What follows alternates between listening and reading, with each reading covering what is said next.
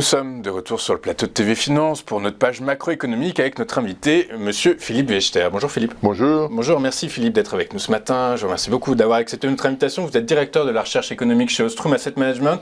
Philippe, je ferais mal mon travail si je ne vous posais pas cette question d'introduction. On a tous appris hier et dans la nuit que Prigojine, le leader de Wagner, avait été tué dans un avion. Est-ce que ça peut avoir des conséquences sur les marchés financiers et plus globalement sur l'économie en règle générale ?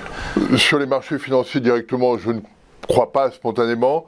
Là où il y aura probablement, il peut y avoir une influence, une incidence, c'est pour ce qui se passe en Afrique. Pas tant sur la crise ukrainienne, je ne suis pas sûr qu'il y ait beaucoup d'implications, mais sur l'Afrique, on sait que Wagner était très impliqué et on sait que dans pas mal de pays africains, il y a des matières premières et ça peut être un élément clé pour... ça va être un élément clé pour les mois à venir et les années à venir. Et donc, le décès de Prigojine peut avoir une incidence sur l'équilibre au sein des pays producteurs. Ok, très clair. Bah, écoutez, on suivra ça avec attention. Sinon, au niveau de l'actualité économique pure et dure, c'est ce qui fait l'actualité depuis déjà plusieurs semaines, mais on en parle réellement depuis quelques jours, c'est la hausse des taux longs, une hausse spectaculaire des plus hauts de 16 ans sur le 10 ans américain. Hier ont été publiés des indicateurs avancés d'activité, les PMI des deux côtés de l'Atlantique. Ils sont sortis en nette baisse, voire limite inquiétant. Est-ce que c'est suffisant pour que les banques centrales revoient leur stratégie de hausse de taux, BCE et Fed ? Du côté de la BCE, probablement. On sait que depuis plusieurs semaines, Christine Lagarde est beaucoup plus modérée dans son propos sur la façon dont la Banque centrale pourrait durcir le ton. Elle l'a évoqué à plusieurs reprises. Et donc, on attend ses propos à Jackson Hole pour voir effectivement comment elle valide les choses. Mais ce sentiment qu'on a eu lors de sa dernière conférence de presse et après, qui est de dire... En septembre, on va peut-être attendre. L'inflation ralentit, il y a un risque sur l'activité, et donc on va être très attentif à ce qui se passe sur les données. Et là, effectivement, les données sont préoccupantes. Préoccupantes parce que les services se sont effondrés, et alors que c'était la locomotive de l'activité. Préoccupantes parce que l'emploi ralentit très vite, on n'embauche plus dans la zone euro, alors que c'était un support fort et un élément clé pour la confiance des ménages. Et puis l'Allemagne qui est plus faible que tous les autres, et ça c'est préoccupant au regard du rôle de l'Allemagne. Donc on a toute une série d'éléments qui sont préoccupants et qui ne permettent pas d'écarter un risque de récession sur la deuxième partie de l'année. Ok, ce qui finalement est une bonne nouvelle aussi d'une certaine façon, c'est-à-dire que l'inflation va continuer à reculer du coup par la force des choses. Oui, l'inflation va ralentir. On a déjà vu sur les chiffres du mois de juillet que les salaires ralentissaient en zone euro, pas encore au rythme qui pourrait être perçu par certains comme souhaitable, mais il y a une inflexion qui est observée. Et comme les salaires s'ajustent sur l'inflation passée et comme l'inflation ralentit, on a quelque chose qui devrait se caler sur un taux d'inflation plus faible dans les mois qui viennent. Donc, clairement, la BCE est probablement pas loin des plus hauts. Reste la Fed, où là, les propos sont beaucoup plus flous. Énigmatiques. Énigmatiques. Il y a quelques mois, Jay Powell nous parlait de désinflation en disant voilà, c'est fini les gars, on y va. Et puis il est revenu dessus, les minutes de la Fed sont beaucoup plus confuses que ce qu'on imaginait. Et de ce fait-là, il y a les investisseurs ne savent pas très bien à quelle sauce ils vont être mangés. Quel sera finalement à la fois l'objectif de la Fed, quelle sera l'allure effective de l'inflation. Et puis il y a une autre question qui a été posée ces dernières semaines, ces derniers jours, sur la cible d'inflation de la Fed. Jason Furnham, qui était membre du Council of Economic Advisors d'Obama, dit ce serait bien de le mettre à 3. Parce que revenir à 2, ça risque d'être compliqué dans la durée. Est-ce que, du fait de la transition énergétique, etc., il ne serait pas mieux de le mettre à 3 ? Mais si les banquiers centraux se calent sur deux dans leur discours, est-ce que c'est crédible? Et donc là, il y a une interrogation qu'on doit avoir sur ce point-là. Extrêmement intéressant. Du coup, pour vous, la cible idéale, justement, de taux, est-ce que le taux d'inflation à 2%, c'est un taux cohérent? C'est un taux qui date, je crois, des années 70, qui a été déterminé dans les années 70. Les modèles économiques sont complètement différents aujourd'hui. Alors, il y a deux choses. Le modèle à 2% est un modèle qui est un petit peu comme le 3% de déficit du traité de Maastricht. C'est un chiffre qui n'a pas de fondement théorique. Le seul point, c'est qu'on sait qu'en dessous de 1%, il y a un risque de déflation. Donc on ne peut pas être à 1% de cible. 1,5% c'est compliqué pour fixer les idées. 2%, c'était très bien. Idéal, mais il n'y a pas de... J'ai pas vu de modèle. Et là, le sentiment qu'on a tous est que la transition énergétique va engendrer davantage d'inflation parce que il faut absolument réduire la consommation d'énergie fossile, etc. Il va falloir créer des taxes carbone, etc. Donc on a un risque d'inflation un petit peu plus élevé. Le changement du modèle économique va être très fort aussi, et ces changements s'accompagnent souvent d'un peu d'inflation. Donc il peut être souhaitable, comme le disait Olivier Blanchard dans les Échos au mois de juillet, d'avoir un taux d'inflation cible qui soit un petit peu plus élevé, peut-être 3%. Ok. Alors on verra tout ça. Globalement, vous nous dites, j'aimerais revenir un petit peu sur la BCE. Vous nous dites que l'inflation va baisser, ce qui se comprend à travers l'analyse des PMI, indicateurs avancés d'activité. Est-ce qu'on peut dire que c'est grâce au travail de la Fed que l'inflation baisse? De la BCE, pardon. Est-ce qu'on peut dire que c'est le travail de la BCE, qui est grâce au travail de la BCE que l'inflation baisse, ou c'est juste tellement... Alors, il y a deux choses. Il y a l'inflation globale qui baisse, essentiellement liée au prix de l'énergie. L'inflation sous-jacente commence à ralentir. Et là, c'est effectivement le travail de la BCE de peser sur les comportements. Donc ça prend du temps. C'est les comportements sur le marché du travail, sur les biens, etc. sont beaucoup moins flexibles que sur le marché de l'énergie. Et donc on a ce décalage. Mais on voit bien que les tensions qu'on pouvait avoir sur les chaînes de production, sur le marché du travail, tout ça est en train de s'estomper. Et donc il y a une probabilité non négligeable de voir l'inflation ralentir, probablement un peu plus vite que ce qu'on a envie d'anticiper. Ok, très clair. Écoutez, on va suivre ça avec attention.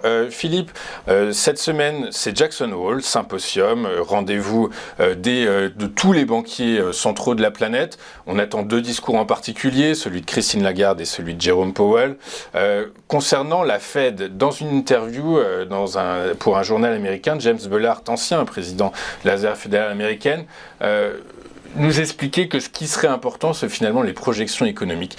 Et donc, à travers sa réponse, qu'on peut amener comme question, et celle que je vous ai posée, c'est pourquoi est-ce que la Réserve fédérale américaine s'inquiète d'une croissance économique forte, donc quelque chose de positif, et d'une inflation qui recule? Pourquoi est-ce que c'est inquiétant finalement? Parce que l'économie américaine est malgré tout très déséquilibrée. C'est-à-dire qu'effectivement, on voit l'inflation ralentir. Il y a juste la partie logement, quand on regarde un petit peu sur le plan technique, qui continue d'être très fort. Les données macroéconomiques sont plutôt robustes.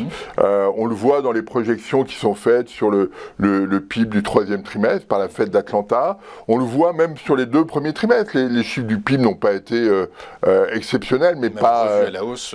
Oui, et puis il n'y avait rien d'inquiétant. Alors, c'est vrai que les enquêtes sont un petit peu préoccupantes. Souvent, elles ont raison, mais... Voilà, on est pris comme ça. Le point qui préoccupe la Fed aussi, c'est que tout ça tient parce que il y a une politique budgétaire qui reste très expansionniste. Et donc on a une économie qui reste très déséquilibrée. Les gouvernements, et il n'y a pas que le gouvernement américain d'ailleurs qui est dans cette situation, ne veulent pas augmenter les impôts, mais ils veulent pas réduire les dépenses. Et donc on se retrouve avec des déficits importants, et donc il y a une situation qui est assez complexe à lire sur l'économie américaine, et dans ce cadre-là, eh bien la Fed nous dit il serait peut-être intéressant de continuer de durcir le ton. Si on se cale uniquement sur l'inflation, c'est compliqué. Mais on voit que, effectivement, quand on regarde la Fed d'Atlanta, on est à 5,8% de croissance au troisième trimestre, en taux annualisé, bien sûr. Ça fait 1,5 à peu près en taux européen, si je puis dire. Mais ça reste très positif, fort. Donc le risque de récession est assez éloigné. Donc on voit bien que la Fed navigue entre tout cela et que on n'a pas de signaux qui sont cohérents partout. Et c'est ça la grande difficulté. Et c'est ça la grande difficulté. James Bullard dit également que les résultats du PIB du S2 seront déterminantes, les projections du S2 2023 seront déterminantes. Vous nous dites qu'a priori, les projections de la Fed d'Atlanta, en tout cas, pour le T3 sont positives, puis même extrêmement impressionnantes. Du coup, par la force des choses, si la Fed maintient sa logique de hausse de taux, elle devrait les amener à 6% d'ici à la fin de l'année. Le risque, désormais, on ne parle plus de soft landing. Le soft landing, c'est complètement à oublier. Le risque, maintenant, c'est un hard landing pour l'économie américaine. Ce qui est intéressant, et on a la même problématique en Europe, c'est-à-dire que si la Fed monte à 6% les taux, clairement, il va y avoir une fragilité du marché intérieur américain. Et c'est ça qui est particulier à la période, c'est qu'il n'y a pas de relais extérieur. On a vu les BRICS se réunir ces derniers jours, mais on voit bien que les BRICS n'ont plus l'impact, et notamment la Chine, l'impact qui était le leur. Quand on regarde le commerce extérieur chinois, on voit plus d'impulsion sur la dynamique mondiale. Et donc, ce qui va être intéressant à analyser, c'est d'observer que la hausse des taux américains va peser directement sur le consommateur et les entreprises, mais sans avoir de contrepartie à l'extérieur, d'impulsion qui viendrait de l'extérieur, comme ça a longtemps été le cas. Et donc, ça va inciter le gouvernement à maintenir une politique budgétaire assez souple, assez accommodante. Et donc, on repousse un petit peu la question. Et la problématique, c'est est-ce que la Fed peut se permettre de faire rentrer l'économie en récession en 2024, alors qu'on a des élections au mois de novembre. Ouais, donc on a c'est hyper compliqué, un système qui est assez compliqué. Certains disent que ce sont les Biden Economics qui sont à revoir, en fait, que la politique économique de Biden, justement, fait en sorte, est pourvoyeuse d'inflation et pourvoyeuse de chômage, en fait, en réalité. Non, elle a été pourvoyeuse de tension sur le marché du travail, c'est sûr. Mais là, ce qu'on voit, c'est que l'Inflation Reduction Act est un support très fort au redéveloppement industriel américain. Et donc, on voit les investissements dans les usines progresser très vite. On construit des usines comme jamais. Et donc, il y a un renouveau de l'économie américaine avec cette incitation à tout faire pour doper l'économie américaine. Et ça marche plutôt bien. Donc, mais uniquement l'économie américaine, pas la force des choses, parce que... Mais l'objectif des présidents américains, là, c'est America's First. Absolument. Ouais, c'est ça. Et là, c'est ça. Au détriment de produits peut-être de meilleure qualité, de meilleure performance. Peu importe. Peu importe. Okay. Mais ça, c'est une dynamique américaine qu'on retrouve dans toutes les périodes, notamment quand il y a des difficultés. Oui, exactement. Je vous remercie, Philippe, pour toutes ces précisions. Il y a un point, une question que j'aimerais vous poser. C'est un papier extrêmement intéressant que vous avez publié sur votre blog, le blog d'Ostrom, mais c'est le vôtre qui est redirigé sur le site d'Ostrom.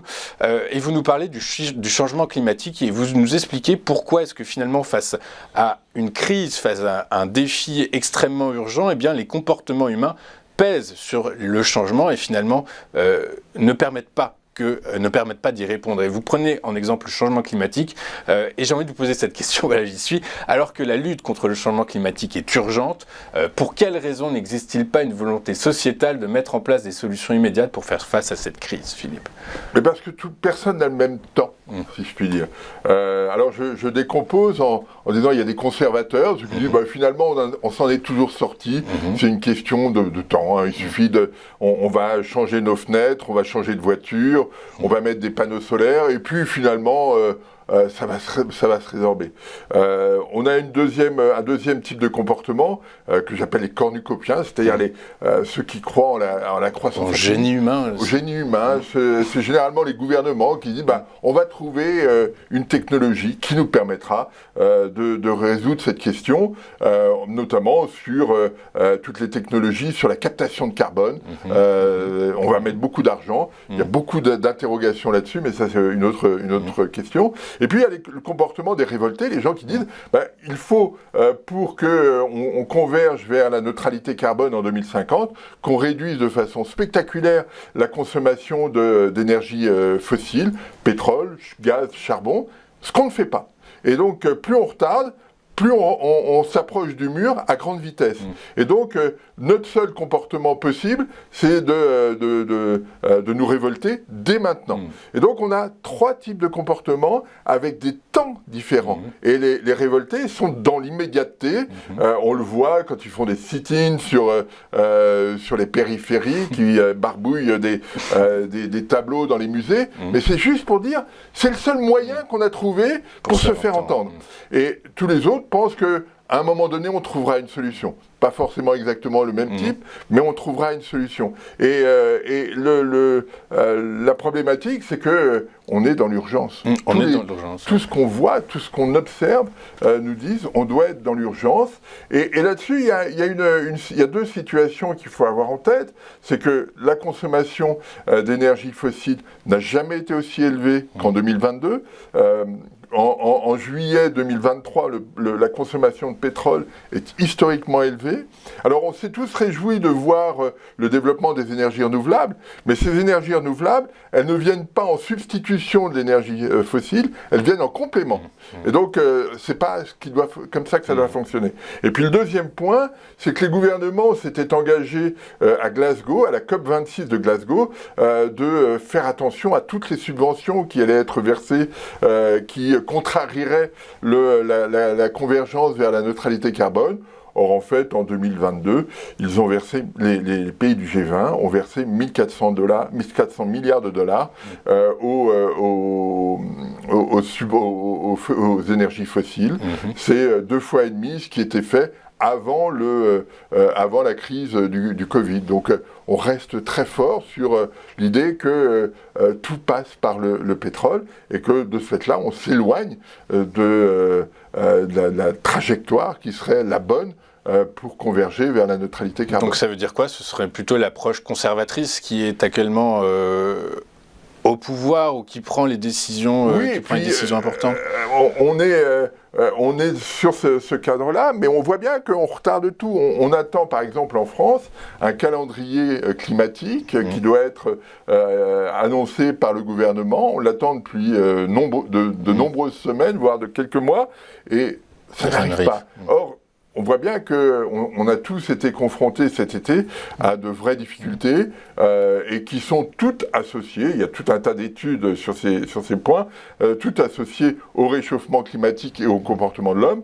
Et donc, il faut agir très vite, ce qu'on n'a pas envie de faire parce que c'est finalement assez confortable et que pour nous qui décidons, qui avons 40, 50, 60, 70 ans, eh bien, le réchauffement climatique ne nous concerne pas totalement directement. Non, mais nos enfants, par contre... ça va être beaucoup plus compliqué. C'était une question que j'avais posée il y a quelques mois, quelques années, même courtes années, en disant...